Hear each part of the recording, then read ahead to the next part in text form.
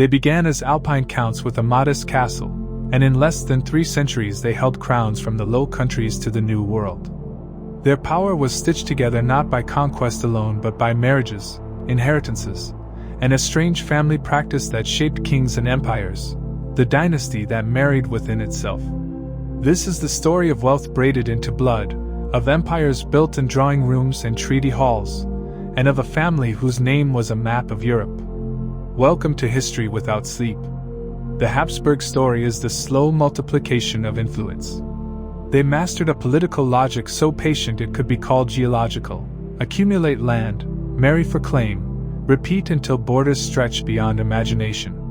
Their archive of statecraft is a manual on long games. But this power carried a cost, biologically, culturally, politically, that would shape not just their fortunes but the fate of millions. Tonight we'll follow 4 centuries of that experiment, from Rudolph's stone keep to the sunlit halls of Charles V, from the elaborate ceremonies of Philip II to the exhausted last days of an empire unmade by revolution and war. What looks like inevitability is, in fact, a sequence of deliberate choices, and fragile human lives caught inside dynastic strategy. Picture Habsburg Castle in 1273, grey stone, rushes on the floor, the smell of wood smoke and hearth bread. Rudolph wakes before dawn, kneels in prayer, and ponders a world where kings are chosen by princes whose favors can be bought, earned, or promised. His routine is plain, his ambition not. The medieval Habsburgs built authority house by house, marriage by marriage, and through careful stewardship of their lands. The key point: their rise began less with sword than with slow, administrative competence, counting grain yields, tending vassals, mastering ceremony. From small stewardship to imperial candidacy, that is the arc we must remember. By the late Middle Ages, the Habsburgs discovered their most powerful weapon: arranged marriage. Instead of chasing kingship through endless warfare, they stitched together claims, duchies, counties, and crowns into a legal patchwork. Marital diplomacy turned a single family into a pan-European claimant. The logic was simple and ruthless: if you could not beat a territory, marry into it; if you could not claim it in life, claim it in inheritance. The Habsburg phrase might as well have been, "Let others fight, we will wed." That strategy yields fewer bonfires of war and far more legal documents, grants, dowers, and wills, which later historians would find as the skeleton keys of an empire. Fast forward to 1519. The small house that once governed Alpine valleys now sits at the center of a global web. Charles, heir to Habsburg holdings in Spain, the Netherlands, Austria, and large parts of Italy, awakens as an emperor whose possessions circle the globe. His morning is gilded ceremony, bishops, tapestries, silver basins. But the scale of governance becomes the problem: how to rule territories separated by oceans, languages, and distinct political cultures. Charles's empire reveals a paradox. Territorial abundance creates administrative complexity that demands innovation, bureaus, councils, and permanent diplomats. At the same time, inherited rule depends on loyalty that cannot be bureaucratically manufactured. Charles's reign is the Habsburg zenith, a proof that marital accumulation can create an empire, and also the origin of later fractures. As the Habsburgs wed cousins and dynastic partners generation after generation, their family tree became an Ouroboros. Political consolidation brought genetic consequences: higher incidence of hereditary conditions in the royal line, visible most famously in the distinctive Habsburg jaw. This was not a single mistake, it was an institutional choice. The dynasty prioritized political clarity of succession over genetic diversity. The result: rulers sometimes inherited crowns with bodies and minds compromised by inbreeding's cumulative effects, shaping diplomatic outcomes, military leadership, and the personal capacities of monarchs who carried the realm on their shoulders. Philip II rules a sprawling, devout, and bureaucratized empire. He channels revenues from the Americas into religious wars, naval fleets, and courtly magnificence. His Spain is the state that tries to manage global claims with centralized institutions, councils for Italy, Flanders, the Indies. Yet centralization has trade-offs: slow decision-making, heavy taxation, and resentment at the periphery. The Habsburg solution scales well for collection but less well for rapid local crisis, a structural mismatch between ambition and administrative reality. Watching Philip's councils at work is watching the mechanics of imperial governance under stress. Habsburg power collided with new forces: Protestantism in Northern Europe, Ottoman pressure in the southeast, and a rising Atlantic world. Wars of religion were not merely theological, they were territorial and constitutional. The Habsburgs often framed their wars in the language of dynasty and faith, but their opponents framed resistance in territory and emerging national identity.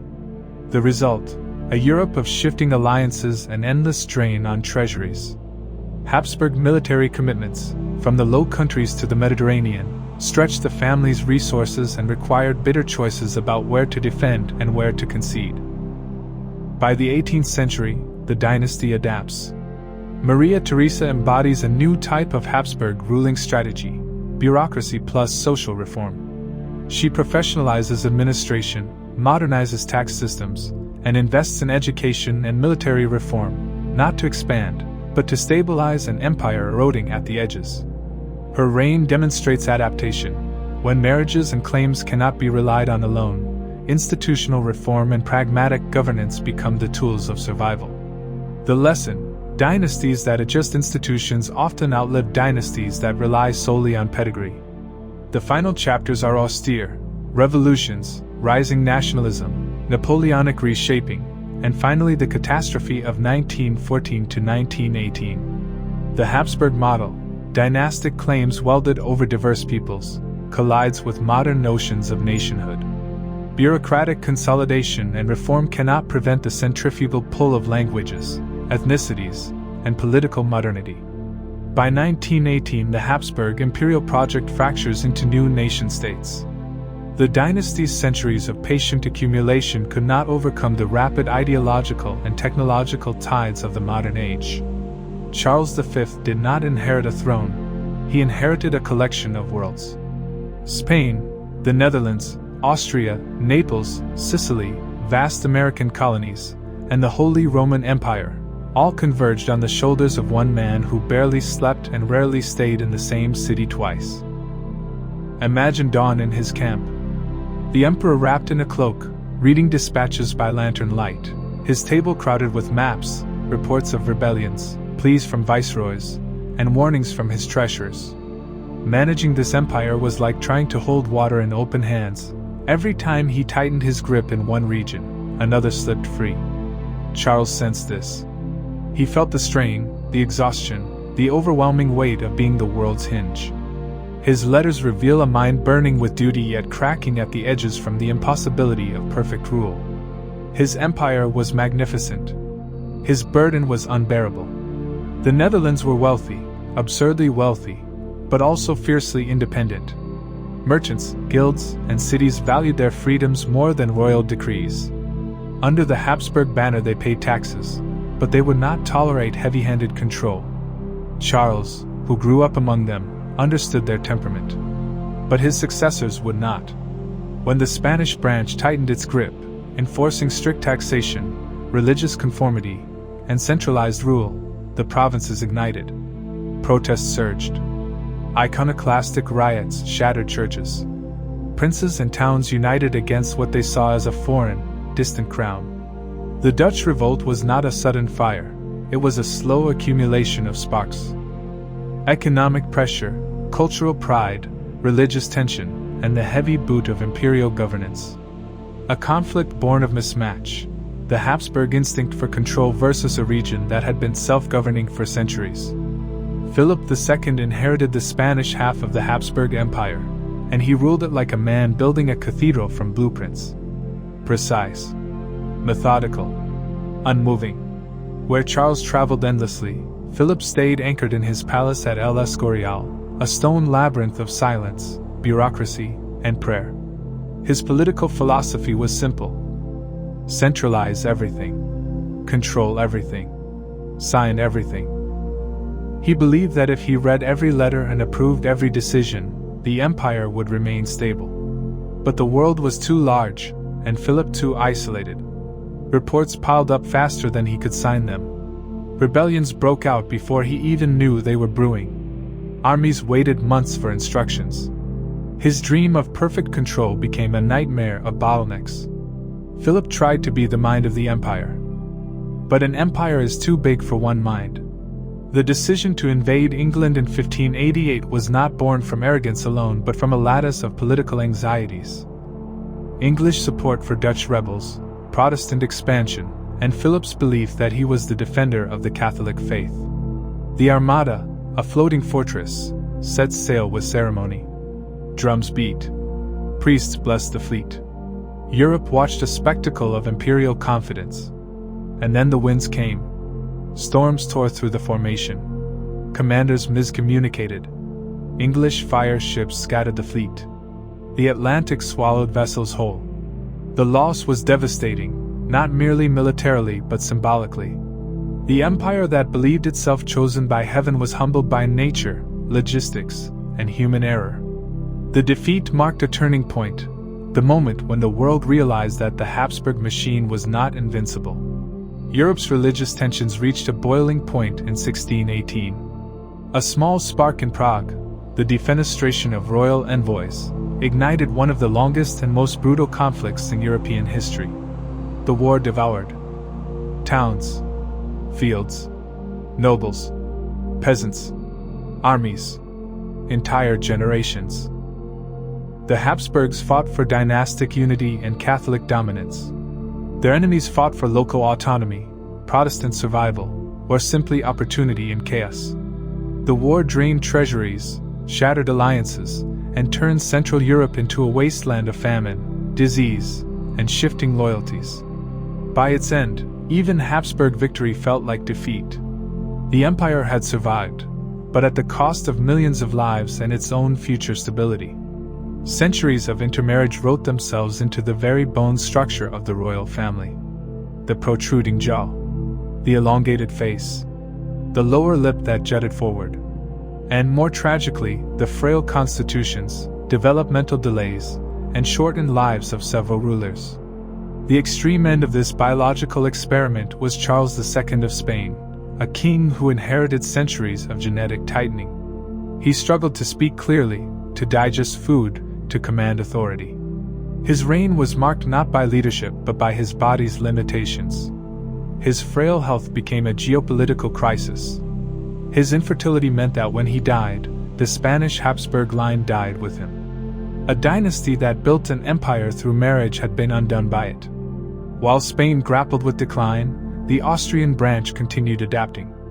In Vienna, the imperial court operated differently. More flexible, less centralized, more willing to negotiate with regional powers.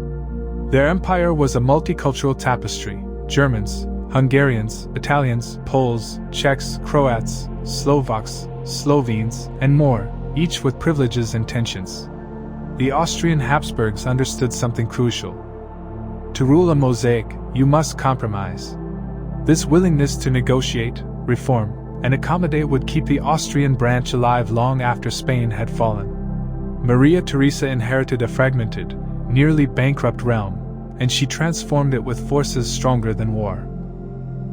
Administration, education, law, family, and relentless discipline. She standardized taxes, reformed the army, professionalized government offices, expanded schooling, reorganized healthcare, reasserted Habsburg authority. She ruled with warmth and steel, a mother of 16 who balanced dynastic politics with statecraft. Her reign proved that in the modern age, survival required not just bloodlines, but institutions. It was the beginning of the Habsburg transition from medieval dynasty to modern state. Joseph too inherited his mother's ambition but multiplied it tenfold. He believed an empire could be rationalized like a mathematical equation: clean lines, uniform rules, enlightened logic. So he issued edict after edict.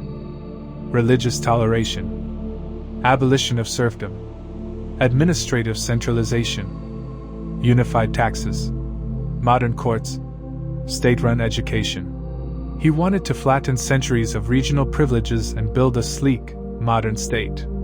But an empire is not a machine. It is a living organism, full of cultures, languages, traditions, and stubborn loyalties. Joseph pushed too fast, too hard, too uniformly. Hungarians rebelled against his reforms. Nobles resisted his erosion of their rights.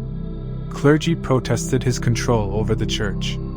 Joseph died exhausted, defeated, and painfully aware that the empire he tried to improve had rejected his transformation.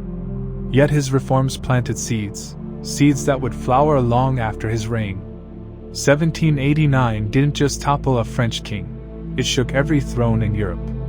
For the Habsburgs, who defined themselves through continuity and tradition, the French Revolution felt like watching a neighboring castle collapse in flames.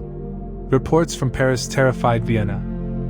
Executions, mobs, the destruction of aristocratic privilege, the spread of radical new political language, liberty, equality, nation. The Habsburgs responded with a mixture of fear and fury. They joined coalitions against revolutionary France, hoping to contain the wildfire. But the revolution mutated. It grew armies. It created generals. And one general in particular would become their greatest nightmare: Napoleon Bonaparte. He understood mobility, speed, and modern warfare, while the Habsburg armies moved slowly, bureaucratically, weighed down by tradition. Napoleon shattered them in battle after battle. Austria survived, but each peace treaty cut pieces away from the empire. In 1810, the unthinkable happened. The Habsburgs, who had spent years fighting Napoleon, now married into his dynasty. Marie-Louise, daughter of Emperor Francis I, was offered to Napoleon as a political gesture, a way to pacify the conqueror and protect the fragile empire. For Vienna, it was humiliating. For Napoleon, it was legitimacy. For Marie-Louise, it was exile and silk. The marriage produced a child, the King of Rome, who symbolized a temporary fusion of two ancient enemies. But the union was built on political air. Napoleon's empire crumbled, and when he fell, the Habsburgs reclaimed Marie-Louise, erased her Napoleonic ties, and folded her story back into their archive of uncomfortable memories. After Napoleon's defeat, Europe gathered in Vienna to reshape the continent. And who presided over this grand diplomatic theater? Prince Metternich, the mastermind of Austrian statecraft. Metternich believed stability required three things. 1. Strong monarchies. 2. Balance of power. 3. Suppression of revolutionary ideas. Under his influence, the Congress restored borders, re-established kings, and stitched together a conservative order meant to prevent another French-style catastrophe. For nearly 40 years, Metternich's system held. The Habsburgs stood at the center of continental diplomacy. But the pressure of nationalism, rising from Italy, Hungary, Bohemia, and beyond, was building underneath the polished ballroom floors. 1848 hit Europe like a thunderstorm. Cities erupted with demands for constitutions, freedoms, representation, and national independence. The Habsburg Empire, a mosaic of peoples, was especially vulnerable. In Budapest, Hungarian leaders demanded autonomy. In Prague, Czech nationalism surged. In Vienna itself, crowds stormed the streets, forcing Metternich to flee. It was the greatest internal crisis the Habsburgs had faced in centuries. And from the chaos emerged a symbol. The young Franz Joseph, just 18 years old, who stepped onto the throne after the empire nearly tore itself apart. His mission was clear: restore order, hold the empire together, and resist the forces of nationalism that threatened to unravel it. But these pressures would follow him for the rest of his long life. Franz Joseph ruled for nearly 7 decades, a lifetime of emergencies. Every year brought a new test. Wars against Sardinia and Prussia, Hungarian unrest, student protests, economic downturns, religious disputes, and an empire aging faster than its ruler. He represented tradition, duty, unbending order. But the world was changing around him. Industrialization, railways, newspapers, nationalist movements, modern armies. He tried reforms cautiously. He granted Hungary a dual monarchy structure in 1867, a desperate compromise that split the empire into Austrian and Hungarian halves, each jealous of control. Franz Joseph held the center together with sheer discipline. But the empire was becoming brittle. June 28, 1914. Sarajevo. Archduke Franz Ferdinand, heir to the Habsburg throne, is shot dead by a young nationalist named Gavrilo Princip. The death was more than a tragedy. It was the spark in a room full of dynamite. Treaties activated. Alliances pulled nations into conflict. And the empire that had survived so many storms was now pulled into a war it could not escape. World War I was not just a battlefield disaster. It was an economic collapse, a social shockwave, a political avalanche. For the Habsburgs, it was the final test, and one they could not survive. By the end of the war, the empire had disintegrated. Hungary declared independence. Czechs proclaimed a republic. Poles reformed their state. Croats and Slovenes joined new unions. Austrian Germans sought Anschluss. The Habsburg Emperor, Charles I, lost not just his throne but the world built by his ancestors across centuries.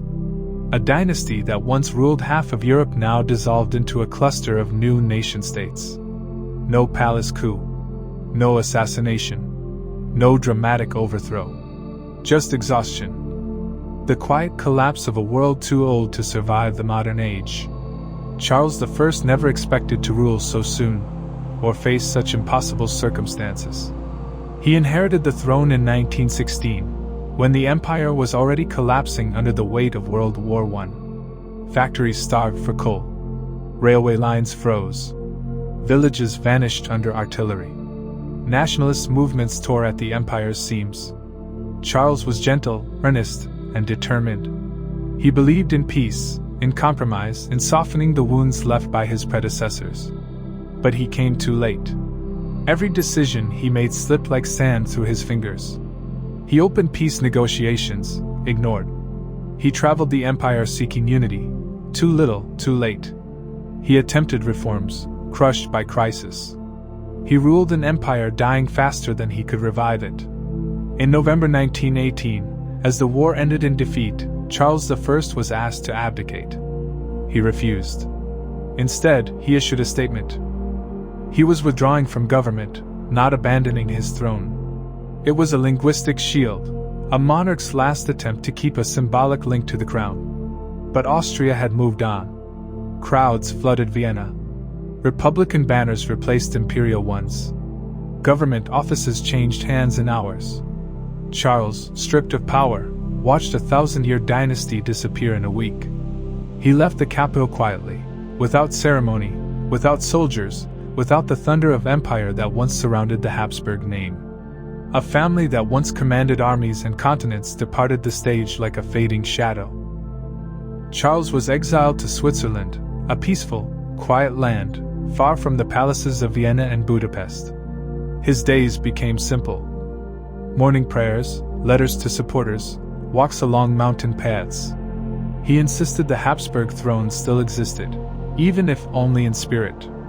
He dreamed of returning, of restoring unity, of rebuilding what was lost. But the world had turned the page. Europe was embracing new republics, new ideologies, new borders.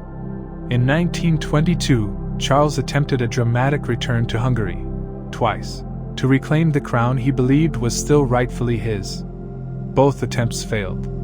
Britain blocked him. The Allies threatened intervention. Hungary itself, fearing chaos, rejected him. In the end, the last Habsburg emperor was sent to exile once more, this time to the remote island of Madeira.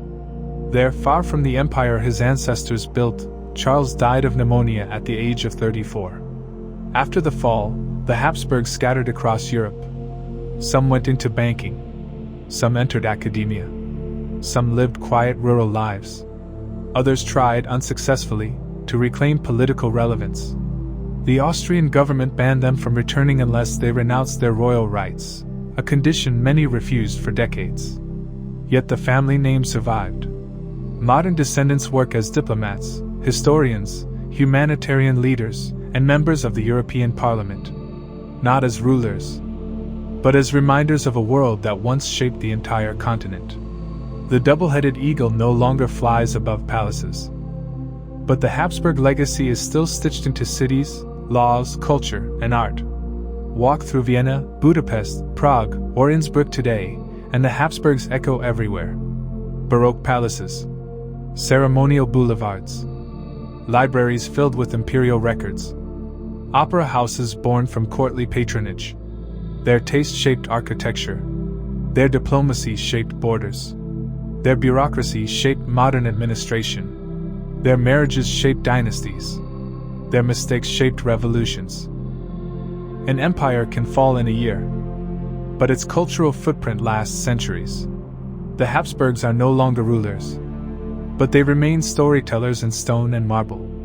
The Habsburg Empire was not built by brilliance alone, but by time, by patience, by strategy, by marriage contracts thicker than swords, by alliances woven over generations, by rulers who believed they were custodians of eternity.